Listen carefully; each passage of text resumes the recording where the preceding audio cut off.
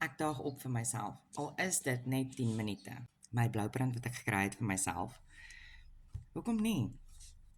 10 minute, letterlik, net gou vandag.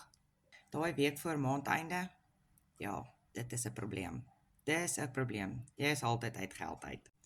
Ek het 'n manier ontdek dat ek my eie inkomste kan verdien, sonder om my man te vra vir geldjie. Ek het letterlik en figuurlik 3 stappe gedoen.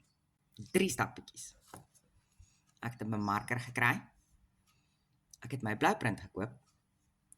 Nou doen ek net my training. Ek is Wanda, vir die wat my nie ken nie. Ek is hier in Rustenburg, ek is 'n huisbly mamma. Ek is so 3 jaar terug retrench. Manlief is oor Amerika toe.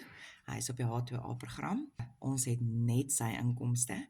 Ek het hierdie digitale Legacy Builder program gekry vir my.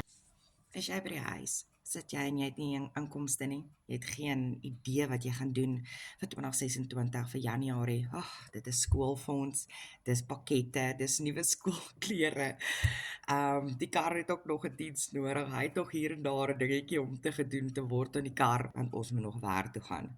Nee, ek gaan nie meer werk toe nie. Ek sit by my huis en ek verdien inkomste.